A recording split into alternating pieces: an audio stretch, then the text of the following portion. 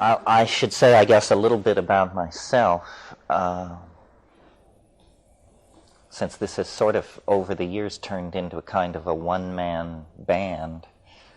I grew up in a small town in Colorado under extraordinarily ordinary circumstances. And for some reason, I don't know, genetic or something in the water or something, I was always very prone to obsession. And one obsession gave way to another, so that rock collecting gave way to butterflies, which gave way to rocketry, which gave way to girls, which gave way to drugs, which gave way to politics, on and on and on. Fascinated with the world. And as a rock hunter and a butterfly collector, it was fairly aesthetically driven and irrational. What interested me was the iridescence in certain agates, certain pyrites, certain tropical butterflies, certain kinds of reef fish, something about the light, the visual thrill of the world. And this took me through many places by the time I was 14 years old and read Aldous Huxley's book, The Doors of Perception, where he gives a very restrained and gentlemanly description of a mescaline experience. And I took it at face value and said, you know, if this is even partially true, it's immensely important. And I began to pursue this vast area of interlocking disciplines that really has no name, but we can name the disciplines, and you know what I'm talking about. Botany, ethnography, chemistry, DNA function, cultural dynamics, shamanism, linguistics, theories of natural magic, relationship of man to the environment, so forth and so on. The nexus of concerns that clusters around the question, what are we? Where did we come from? And where are we going? And as a 14-year-old, 16-year-old, when these questions first form in your mind, a reasonable response is to seek the cultural database. Surely there are answers to these questions. Who are we? Where did we come from? And where are we going? Well, if you have any kind of intellectual filter at all, you quickly can satisfy yourself that our best efforts are nothing more than half-completed stories told around the campfire. We don't actually know what our predicament is. I mean, we are up against a phenomenon which we can barely bring into focus in our cognitive sphere, and it's the phenomenon of our own existence. You know, what does it mean? What does it mean, first of all, to be a biological creature, to be as an animal? What is that? And then, what is it to be that embedded then in a culture with histories and languages and aesthetic canons and literatures and scientific hypotheses about the cosmos and so forth and so on? And my personal journey, if you want to put it that way, lay through a successive series of, I almost said disappointments, but awakenings could be another word, as I realized that nobody has their finger on what's going on. These religions that are so freighted with their own pomposity are no better than inspired guesses. And science works its miracles by turning its enterprise into a kind of parlor game confined to the category matter and energy. So you can live and die inside these intellectual structures if you choose to. But people of curiosity, people of unusual or traveled circumstance, usually find themselves unsatisfied with the conventional answers. And then, on top of all that, you can add the fact that over the last 100 years, what has come into the toolbox of thinking Westerners is a whole array of consciousness-altering substances that were not there before.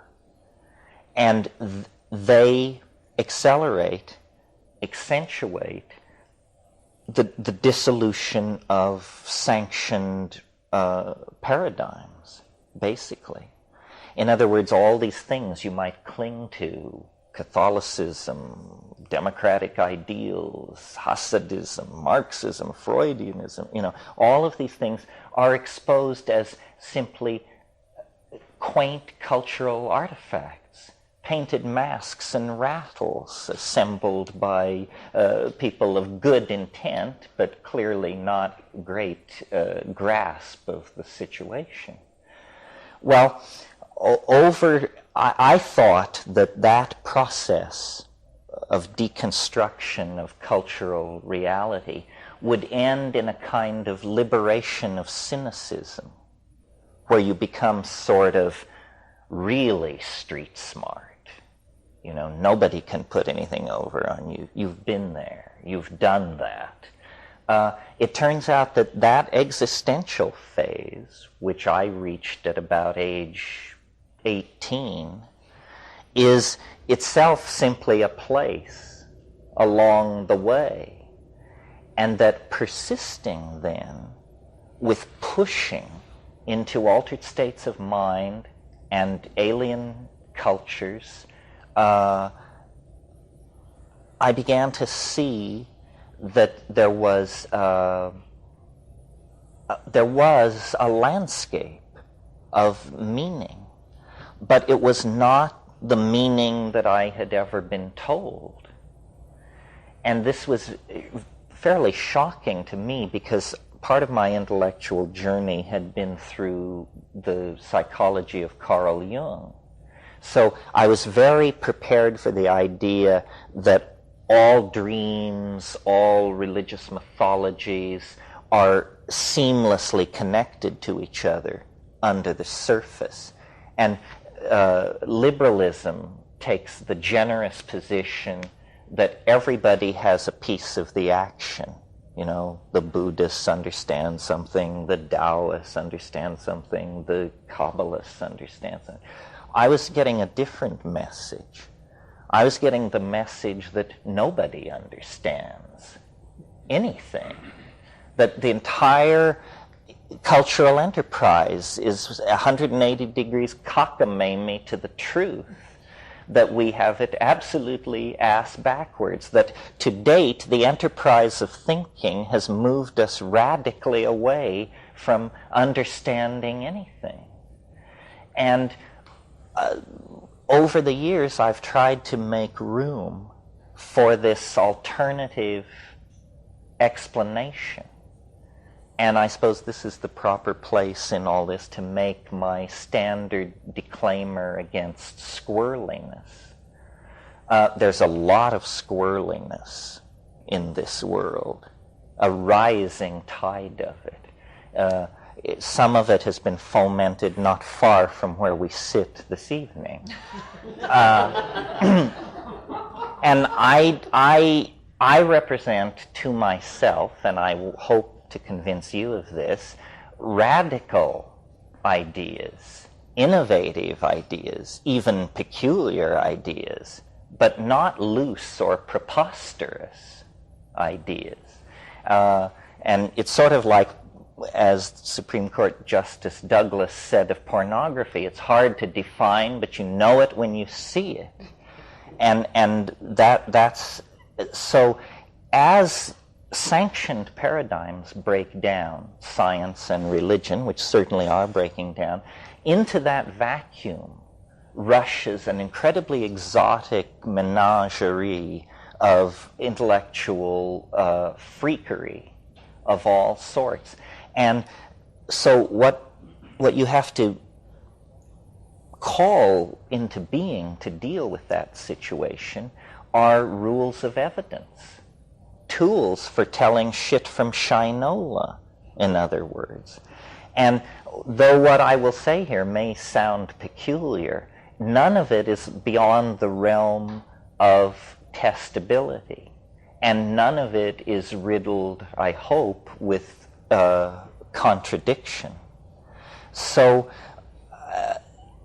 these weekends serve different functions for different people. Just in the course of doing what I've done with my scene, I know a lot about plants and anthropological use of psychoactives and chemistry and anecdotal stuff, and I'm very happy to share all that with you, right down to recipes and how to do it, because that's very important, to empower people's personal toolkits and technology.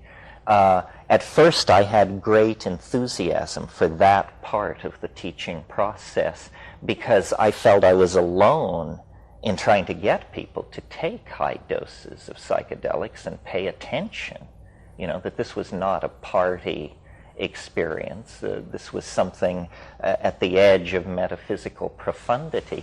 It now appears that psychedelic exploration is alive and well, enshrined in the culture as a 3% minority to be tolerated approximately with the same level of toleration granted to advanced S&M practitioners. So that has been taken care of. And so what interests me more now is, for me, what all these years of psychedelic taking came to was a new model of how reality works, a new model of what the world is. And several people in Going Around the Circle referred to it tonight as the time wave, or talk about time and the I Ching. I represent, remember when we were kids, or it still continues today, but there is a genre of cartoon of the bearded, corpulent man in the robe carrying a sign which says something, usually "the end is near and repent." Well, how a rationalist, a Platonist, and an admirer of all kinds of evidentiary veracity could find their way into that position, I don't know, but that is the position I'm in. I really am quite convinced, I wouldn't say 100%, but that what we are experiencing here at the end of the 20th century, which we call chaos or cultural speed up or globalization or just the concatenation of multiple social crises, is in fact something far more profound than a mere crisis in our politics or our management styles or something like that. That it is that the cultural world, the world of human culture and history, is reaching some kind of climax at the same moment that the biological evolutionary process, which has been working on this planet for 4 billion years, is also reaching a climax. And both of these simultaneous trajectories toward breakthrough are occurring in a yet larger context where the very laws of physics itself are undergoing some kind of a local phase shift or transformation. And I am completely aware of how nutty this sounds at first. I mean, any problem you have with this, I had in spades. First of all apocalyptic theory always centers on a moment not far in the future. There's never been any percentage in saying the Earth is going to end in 50,000 years. There's just no juice in that. Nevertheless, when you begin comparing ontologies, you've got to always remember this is not a free-for-all. There are only a certain number of intellectual products on the market. What is science selling? Science is selling the idea that some time ago, for no reason, the Earth sprang from nothing in a single moment. Well, now, whatever you may think about that idea, notice that it's the limit case for credulity. Do you understand what I mean? I mean, whether it's true or not, it's the most outlandish explanation for reality possible for the human mind to conceive of. And that's step one with science.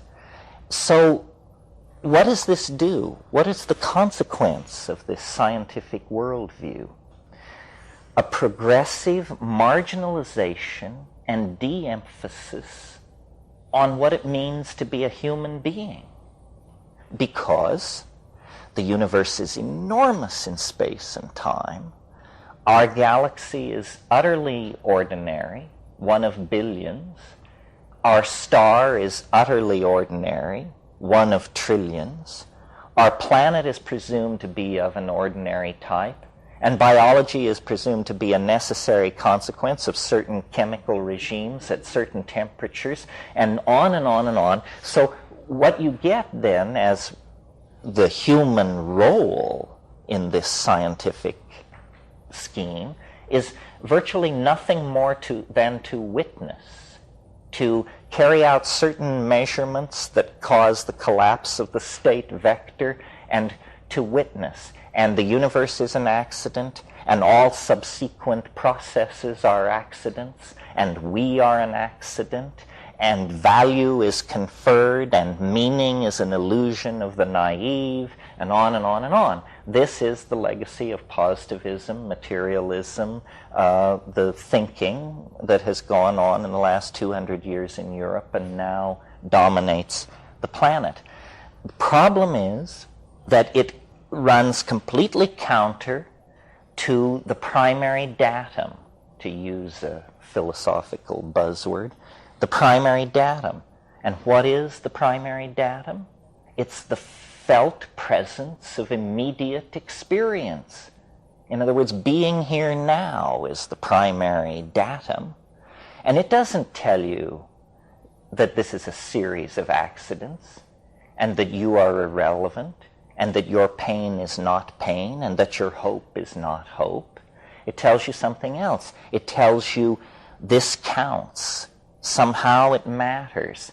I matter. My life matters, my family, culture, the human enterprise, this planet, its biota, this matters. It all matters. Meaning is intrinsic as a primary datum, and yet it's denied by the philosophy which rules this planet and sets its agenda. How this happened, we can talk about tomorrow. It's an interesting story of historical malapropisms and bad calls and lost opportunities and just bonehead stupidity at critical junctures. But this evening, what I want to evoke for you is what are its consequences. We need a metaphor that can contain the demon of the future that we have conjured into being. Fine-tuning the institutions built by powdered-wigged guys 200 years ago is a long shot at holding the whole thing together. The world is entering into a phase of progressively more chaotic oscillation. this is not a consequence of what human beings have done. It's part of the dynamics of the human biological, geological matrix that represents the planet. Biology never stands still. It moved from the unicellular phase into the multicellular phase. It occupied all niches. It left the oceans. It occupied the land. It then entered into linguistic phase space. It entered into the domain of meaning, and there it erected conscious, reflecting societies and individuals. Now, through the catalytic interaction with technology, the human species is getting set to redefine itself. And these phase transitions are major. In the life of this planet, which is 4 billion years, we can probably look back to no more than half a dozen of these kinds of phase transitions. Well, now I want to return to a point, which was the unlikelihood of apocalyptic transformation in our own time, using a kind of reductionist argument that there is so much time and a life is so short that the odds that your life would fall on the golden moment is very slight. But that's not true if the dice are loaded. And the dice are loaded. This melting together of technology, this globalization of culture, this creation of an electromagnetic sea of information, these are phenomena that only happen in the terminal moments of the planetary breakthrough. History itself is the shockwave of eschatology. This is the slogan that I've been building to deliver to you. History is the shockwave of eschatology. If you don't know what eschatology is, it's a good old theological word. It means the final things, the last things. And what I have learned from psychedelics, and I'm convinced of this to the bone, whether my own mathematics can stand the test or not, but time is not necessarily driven from the past. Time is not like an unfolding avalanche of causal consequences. Time is more like a process drawn toward an attractor. And the reason evolution happened on this planet in such a short amount of time, the reason the emergence of consciousness happened without following all the blind alleys that were open to primate evolution, is because it isn't a random walk toward nowhere. It is, in fact, a trajectory defined by the field through which we are moving. And the way to think of this is like a topological surface, that time is not featureless. It is not invariant, as Newton insisted and assumed in order to build his calculus. I mean, it may appear invariant when you're calculating the orbits of the planets, but anyone who has ever gone through a bankruptcy, a divorce, a love affair, the death of a loved one, something like that, knows that, these things are unique phenomena. Millions of people have died, and nobody has ever died the same way twice and left the people standing there feeling the same way. The things that matter are imbued with uniqueness, and that uniqueness is imparted by this invisible medium that science, in order to function, has had to deny. That's what it basically comes down to. And as we unpack this weekend, we'll talk some about the I Ching, talk about how cultures become obsessed with certain aspects of nature, and then in the act of exploring that obsession very creatively, Other aspects of nature are completely overlooked or forgotten. For instance, in the West, we are the masters of matter and energy.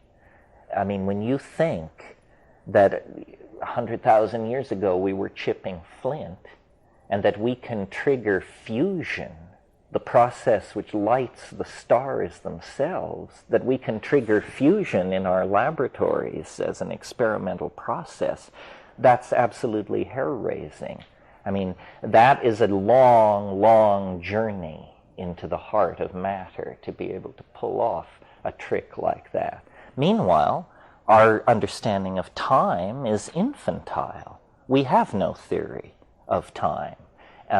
We say that it is, in most cases, to be treated as invariant, and if you're working with special relativity, then in the presence of massive gravitational objects, you impart a very slight curvature to the space-time continuum, and that's it for time. And yet time is the dimension that hammers at us most persistently. Because, you know, it's upon the back of time that you ride into the world, and it's grasping for more of it that you sink into the blackness of death itself.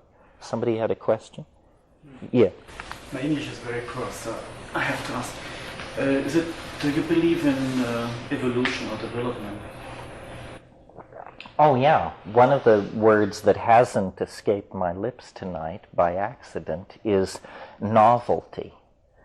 Novelty is the concept that I've elaborated over the years, taking it from Alfred North Whitehead. But as I see it, being, the cosmos, whatever you want to call it, is a struggle between two implacable forces. Novelty on the one side and habit on the other side. And let me describe them for a moment, and then you can see that this is true, I think. What is habit? Habit is doing things the way you've always done them. Habit is tradition. Habit is circular behavior. Habit is following the creodes that have already been laid down by past activity. It's what Sheldrake calls the morphogenetic field. What is novelty? Novelty is self-explanatory. It's what breaks the pattern. New connections, new possibilities. And the universe is in a state of dynamic tension between these two tendencies. Novelty surges forward. New art movements, new technologies, new inventions, new social mores, new classes. And then habit reasserts itself. Close the theaters, kill the Jews, reestablish the old order. And this goes on over and over and over again. But the good news is, this is not a Manichaean struggle. This is not an eternal struggle. Novelty is winning.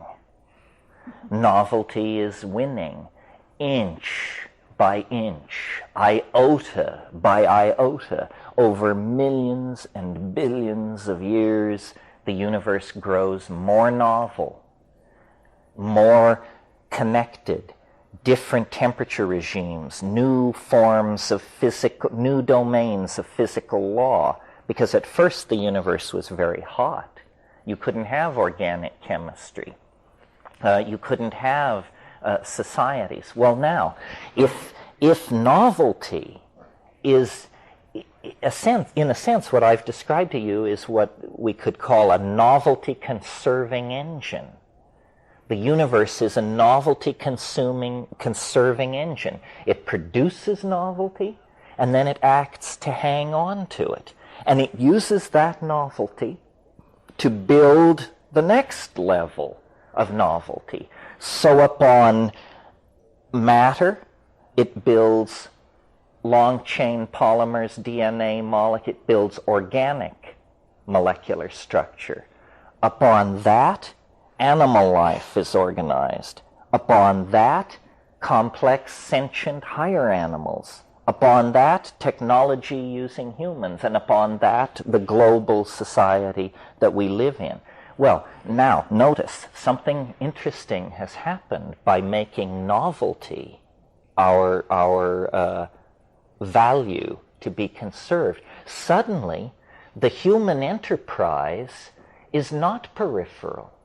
Suddenly, the human enterprise is what it's all about. The cosmos has been moving its eggs closer and closer to one basket for eons. You know, the action is not now in the bryophytes or the coelacanths or the reptiles. The action now is in a single species of primate. All of nature has halted its activity to turn and watch as Homo sapiens sapien, the double-thinking monkey, takes the stage and begins to work with novelty on a scale like nothing that has ever been seen before. And this tool-building function, and I use the word tool in the broadest possible sense. Language is a tool.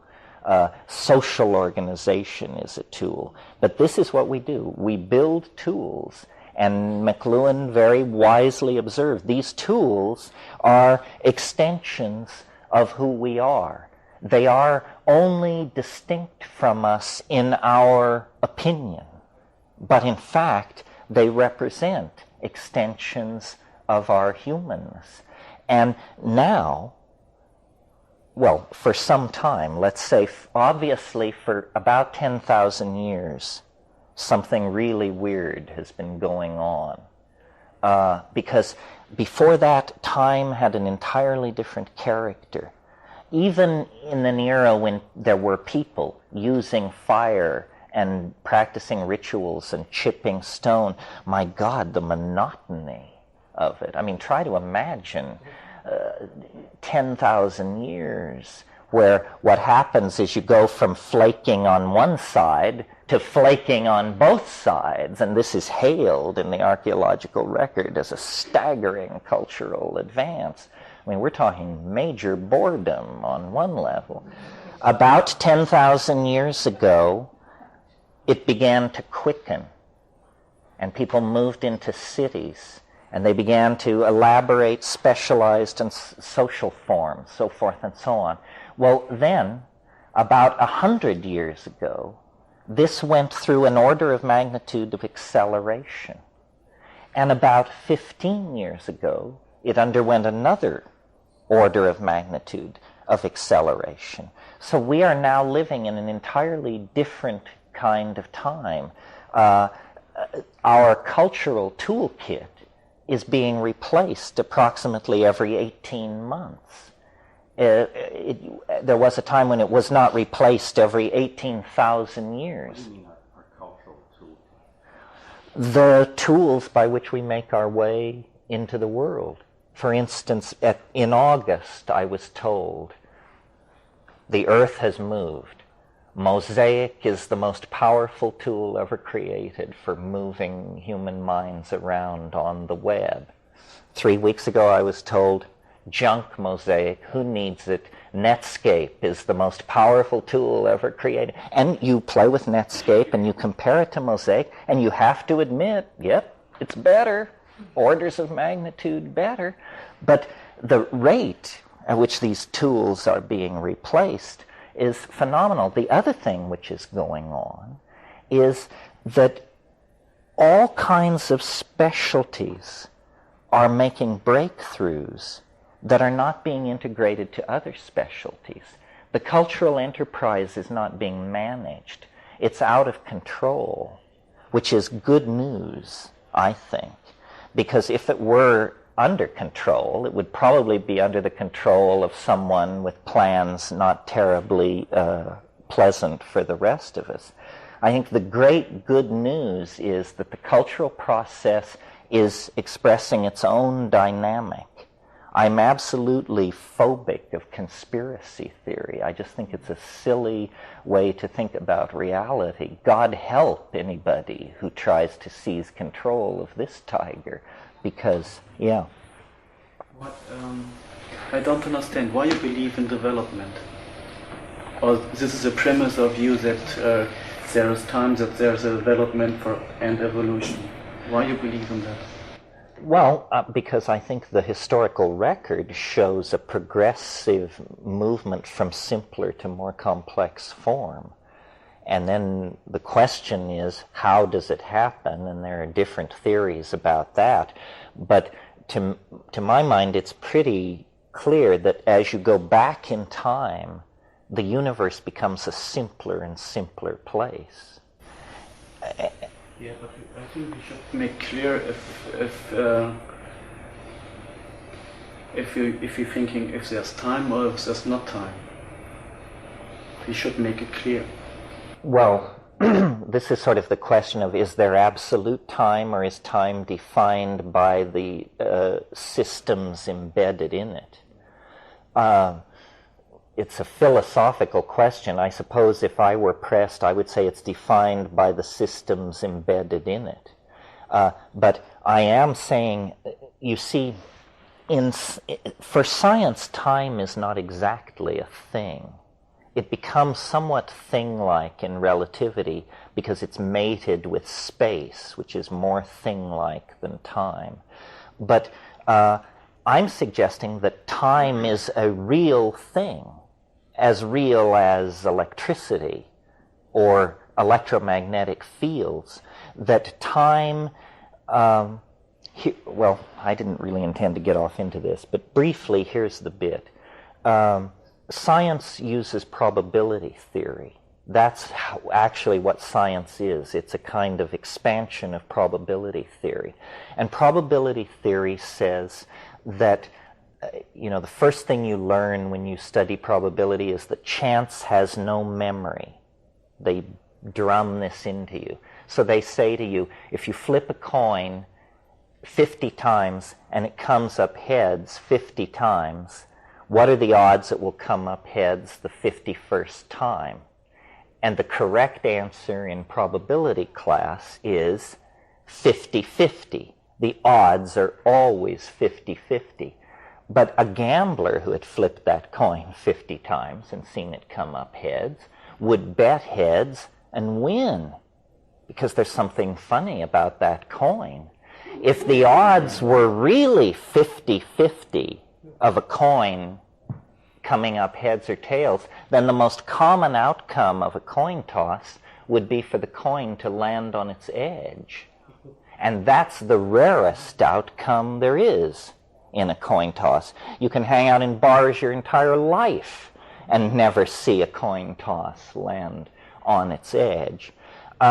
So probability theory is flawed, but the flaws are of such a nature that once you accept probability theory, you will never be able to detect the flaw, because in a sense the theory has preceded the observation. And what I'm saying is that complex systems, human systems, biological systems, do not operate probabilistically. They operate according to a different rule, which up until recently, the best description we had came from Chinese philosophy. It was called the Tao. And the idea there is that there is this invisible force which builds things up, empires, powerful families, you name it, and it tears these things down according to laws which are very, very mysterious and part of the Tao. Well, this time wave thing that I've developed is essentially the Tao without mystery. It strips away all that metaphysical baffle garb and says, here's an algorithm, entirely formal and explicit, that meets all the criteria of Tao. And the point that I want to leave you with tonight is that the entertaining, you don't even have to accept these ideas, just the entertaining of these ideas is an empowering experience, because it places our historical era and each of us individually at a very critical juncture in the alchemical process of cosmic salvation, if you want to put it that way. In other words, a lot is riding on how this all comes out. Yeah. Well, you talked about primary experience, one of the things you mentioned, and one of my primary experiences has been, I guess, what I would call communing with nature, that which is not cultural. And I'm wondering how the way you see development and how you see globalization and all that ties into what I assume is similar to that experience that I had that you mentioned, which is the archaic revival. It seems that there's some kind of opposites going on there to me, and I want to know how you tie them together. Well, yes. I mean, what's happening is that we are headed into a kind of super technology, a global information society, so forth and so on. But strangely enough, and you have to go back to McLuhan for this, the sensory ratios that are being reinforced by the new electronic technology are like the sensory ratios that were in place 15,000 years ago. In other words, if print is in fact a cultural disease, or I don't want to, no, a condition, print imposes a condition on the human mind which is now lifting. And as the cloud of print-created conditioning and institutions is lifted, we discover that we are not Victorian ladies and gentlemen, model citizens in the Jeffersonian state, but that we like to trance dance and mess around sexually and get down and dirty and all. In other words, there is an archaic impulse that comes into this as we reclaim our senses.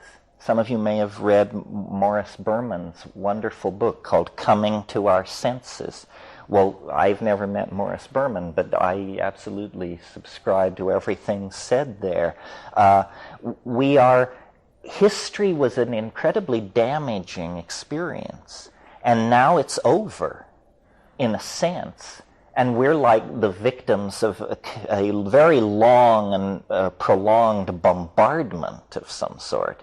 And now it's over, and we can begin to pick up the pieces and say, well, what Christianity did to our sexuality, what monotheism did to our gender relationships, so forth and so on. Now we can fix all of this.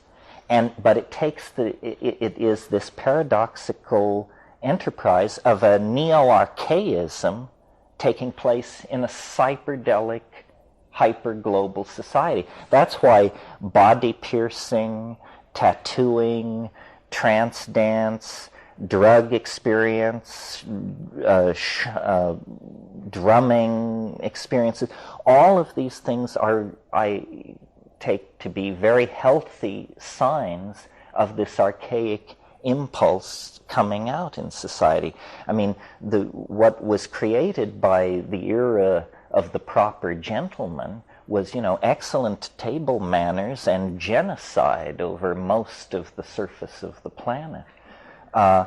However, all of these changes that are going on, each one must give way for the next. Like, we are never going to reach any kind of equilibrium between here and the concrescence, this point ahead of us, some 18 years in the future, where all these biological, cultural, and physical vectors move into phase and create a phase transition.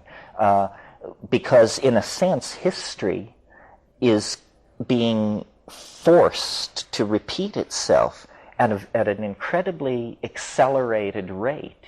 And I mean this not as a metaphor, as is ordinarily said. I mean literally, that as we approach the omega point, there are a series of recursive reflections, almost like passing through shock waves, where we reiterate past historical episodes. Right now, I take us to be somewhere in the late 800s. Rome has fallen, and the hard claw of the Christian church is just about to close itself over our jugular for about 6 years or so. If you're of our persuasion, your best bet now is to probably move to Tartary till the Renaissance, which comes in 2004.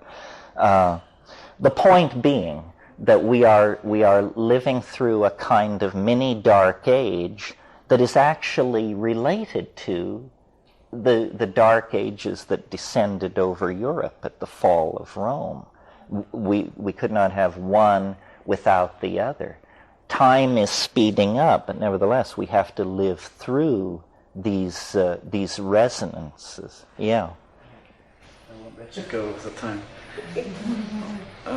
Do you think that we can change history or what we call the past?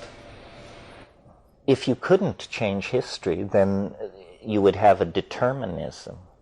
The problem with determinism is that it makes philosophy impossible. Because if the universe is determined, then you think what you think because you can't think anything else.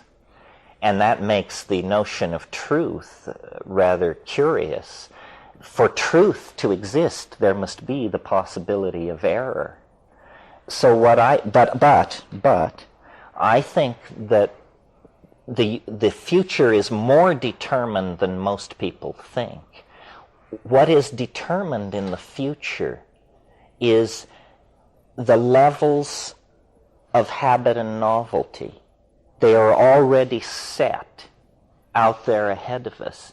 What is not set are the events, the people, the inventions, the catastrophes that will fulfill those abstract levels of novelty and habit.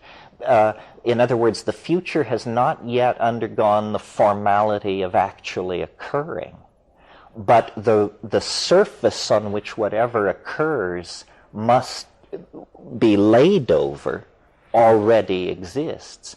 That's why when we look at the time wave, you'll see people say you're trying to predict the future. Not exactly. We're trying to predict where in the future the novelty should be expected.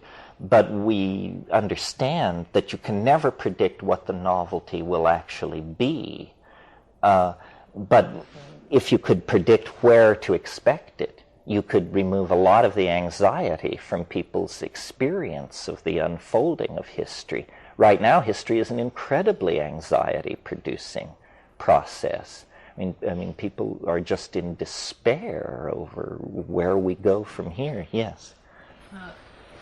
I might be getting a little ahead because I know you're going to talk about the time wave tomorrow night, but it occurred to me that when you devise the time wave, what it says is when, basically. What it says is when, yes, it answers the when question. I've recently gone through a kind of funny change. I mean, this is more addressed to the people who are fairly familiar with this material, but we've put a huge amount of emphasis when we talk about the time wave into the end point, which will occur on December 22nd, 2012 AD. And we always discuss, what will happen at the end point and so forth and so on. But I've noticed that the curious thing about the time wave is that it will put itself out of business at that moment. That regardless of what happens then, the time wave will be, I hate to use the word, history at that point. So in a sense, we misuse the time wave if we stand around waiting for 2012, because where the time wave is useful is between here and there, because it gives us an accurate map of what I guarantee you is going to be the craziest 18 years this planet has ever seen. And if you don't have a map of some sort through what is about to begin to unpack itself on our doorstep, you will think that it's the last days, because I think everything that is presently in place will be swept away, and then whatever replaces that will be swept away. So part of what part of my motivation in all this is to put the time wave in front of people and say, look, it's worked for thousands and thousands of years, and it only has 18 years to go. So what intellectual justification is there for denying its efficacy in the next 18 years when it has 4+ billion years of success under its belt? And, this will all be thrashed out in the cultural marketplace of ideas. And I'm completely convinced that best ideas win. Because novelty, God is betting on novelty. And so if you bet on novelty, you'll be carried along in that process, yeah. Am I correct that you predicted the Republican win in the House? Well, I said it looked like a good time. Yeah. As far as the election is concerned, I don't know. Hawaii gives one a different perspective. I'm living out there now. Suddenly we all discovered that we were born-again Democrats just because they all got kicked out. Before that, a lot of time was spent lashing the Democratic Party as a bunch of jerks. I think probably both impulses were good. I think the election just proves that the world corporate state has made national governments irrelevant because, while everybody's yakking about the election, the real news is lowest unemployment in 4 years, continuous growth into, the 27th month. Lloyd Benson retired 3 days ago and said if he could write the numbers, they wouldn't be any different than the numbers he's able to retire on. The economists are going berserk. And I think that what has happened very quietly over the past 10 years with chaos theory and fractal mathematics and this sort of thing is that economics has come out of the woodshed. It is not voodoo anymore. And the world corporate state is running a very tight ship. And look at the changes that have gone on just in the past 5 years. Marxism has been liquidated. Apartheid has been liquidated. The people in the Middle East have been told to get their stupid act together. The Irish question comes up for review. World trade barriers are dropping everywhere. These are all things on the agenda of the world corporate state. Because the world corporate state likes happy, well-paid consumers. War, an instrument of policy by nation states, is abhorrent to the world corporate state because it busts up assets and requires reinvestment. So I think, if you have a United States senator threatening the life of the president, this tells you that these people are a bunch of irrelevant yahoos. It's like the Parliament of Tonga or something. It means they can get up and say anything they damn well please. The president doesn't matter. The Senate doesn't matter. None of it matters. It's a road show, and we're all incredibly focused on it. And why is that? Because an instrumentality of the world corporate state called the media makes very sure that we speak of nothing else. Meanwhile, in the background, large changes are being put in place. And I'm not doctrinaire on this. What we need to find out at this point is not what the Republican Party wants. We need to find out, what does the world corporate state believe? Is it simply a slash and burn operation, and we're going to peddle ourselves into toxic environmental chaos? Or are there smarter heads in there somewhere who realize that the whole thing has to be managed, otherwise it will turn on itself and be inoperable? But this is what happened a few hundred years ago. The church lost its steam, and nationalism arose with a whole new vision of the world and politics and polity and power, and now the world corporate state. And the most exciting thing going on at the moment, and to my mind extremely psychedelic, is the creation of the web and the net. This is potentially what can change the culture, and yet the web and the net is a wholly owned asset of the world corporate state. However, the net was created by a Cold War mentality and designed to be indestructible. That's why it is indestructible. Otherwise, they would have destroyed it. You may bet your bottom dollar. But in the era of thermonuclear warfare, they designed it to be indestructible, and now no one can stop it.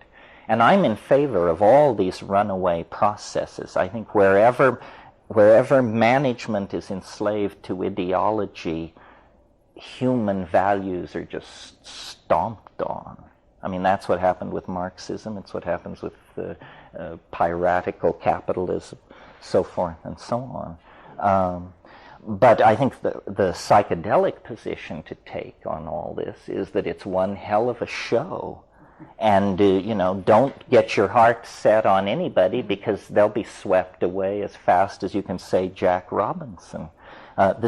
We are not going right or left or any place so conventional. Processes have been set in motion that no political theory can come to terms with, I think. Well, we could go. Last question. Yeah, last question. You went past it a little bit. So what is your theory? Is it chaos or a smarter mind? Oh, I think probably there's a real war going on inside the world corporate state, that it hasn't actually gotten itself together yet. Victory came with unexpected swiftness, and very few people, even inside the Fortune 500 or the World Bank or the IMF, actually understand the degree to which the corporate mentality is now in charge of the planet. I imagine that what it is it's a struggle between dinosaurs and a more ecologically recycle-minded kind of mentality. I'm not a Marxist, but I know enough of Marx to know that in classical capitalistic theory, you can't have capitalism unless you have unlimited exploitable natural resources. And, 15 years ago, I would have said capitalism's salvation is space-based resources.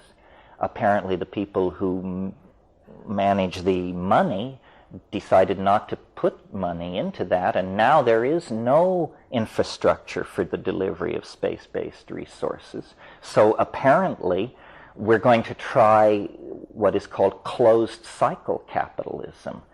And that may be morally dubious because, as far as I can understand, it requires a permanent underclass somewhere. You can't raise everybody to the level of first world consumers, because somewhere there has to be somebody working for peanuts manufacturing all this junk. Anyway, these are issues.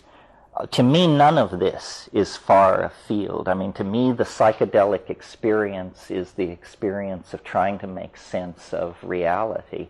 And it used to be, although I can't remember when, that psychedelic self-exploration was presented as a kind of do-it-yourself, courageous psychotherapy. It was a personal voyage. It is only if you don't take it seriously. If you take it seriously, then this is not your personal stuff. This is the stuff. And that's how shamans approach it. They wouldn't be able to conceive of what you mean by a personal vision. I mean, there are only visions. And if if psychedelics are on any level to be taken seriously as catalyzers or expanders of consciousness, then we need them, because it's an absence of consciousness that is making this historical transition so excruciating. And to the degree that we can raise consciousness, our own and other people's, we can go through this without a lot of yelling and hollering. But people who do not understand what's going on, and their numbers will multiply as the chaos spreads, are going to require a great deal of reassurance. Well, on that thought, I'll send you to bed. Let's get together tomorrow morning here at 10 a.m. Thank you all very much. It's a good group. I'm happy to be here.